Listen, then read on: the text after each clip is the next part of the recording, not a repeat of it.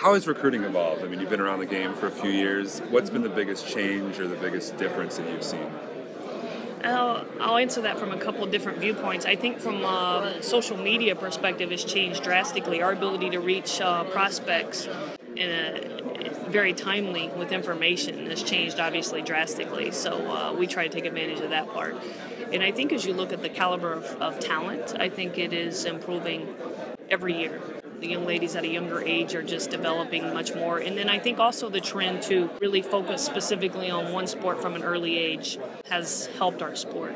So those are the three areas that come to mind when I think of the biggest changes over the last few years. How early are you identifying and evaluating kids these days? We'll target someone as early as we know about them. We don't really put a limit on it, but most of the time consistently, we would like to target in middle school, 7th, 8th grade, yes.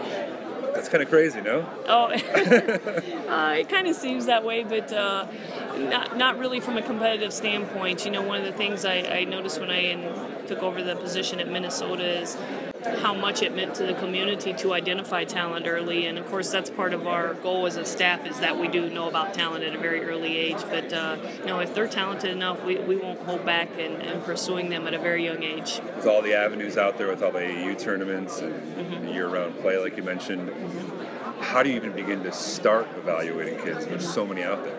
Well, I think what helps us is so many people that want the program to do well, so they alert us. That's one way. Another way is that we go to, obviously, so many national tournaments, and we see people from all over the country, so that's probably the biggest resource for us, in addition to people feeding us information. What about technology? The Internet's obviously changed the game in the last 10 years or so. How much do you rely on that? Something that I found in recent years that's really helped us is if we want to check someone out really quickly that we're maybe unaware of or we just got a name, is that we can get online and typically find footage of them. And obviously before, in the olden days, you had to wait and hope that they mailed you something and all of that. So I think an early identification, if it's not someone that's just a clear standout and you're researching them, it certainly helps that way. For a 12, 13-year-old, a parent of a 12 or 13-year-old that's starting to think about college basketball, what advice do you have for them about the process or what they can do to be successful and not be overwhelmed? A couple things come to mind. I think one is to focus on your skill development and not get so caught up in the process itself, because, as I like to say, if someone can play, you're gonna see that. The cream always rises to the top. So as we go out and evaluate, I don't think they need to be consumed. I think a lot of people miss the boat in being consumed with how many offers do I have or how many coaches are calling me. And I think where they should be most consumed is advancing their skill set and really thinking about regions of the country or a conference that they want to play in and really keeping that part narrowed and so that they manage the process and it doesn't become overwhelming. Because if you just sit back and let the process happen to you, it will inevitably overwhelm you. I think you have to take control of it, narrow, and really key in on the schools that you think might be of interest to you. And that can change and evolve over time, but I certainly think it needs to be more of a workable number.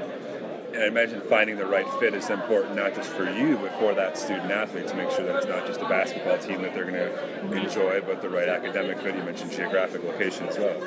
Yeah, well, we're looking for the win-win, as you just stated. It's of no benefit to either party if they show up somewhere and it's different than what they thought. And now, certainly everything's not going to be the exact same, but I think on the big things that you have to make sure that they do as a prospect know what they want, and then obviously on the flip side, the coaches go after what they want. But I think the fit is very important because it's challenging and it's tough, and I think that's one thing that gets overlooked in this whole process is just how demanding it is at the next level, no matter where they go.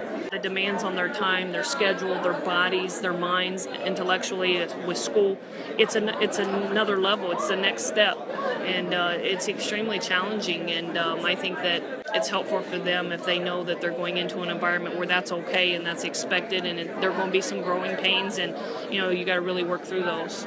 Everyone wants to play at D1. They want to go to the highest level possible, but how important is it to be realistic in the process? Because there's a big difference in skill level. Someone who's great on a high school team or great on an AAU team may not be a Division I player. Mm-hmm. Being realistic is key to the whole thing. Coaches will let you know very quickly, and if they're not showing interest, then there's a reason, because it's very rare in this day and age that someone is overlooked or not known about or is a diamond in a rough. It's a rarity at this point in our field, and I think that you have to pay attention. who is contacting me and why, because it does matter.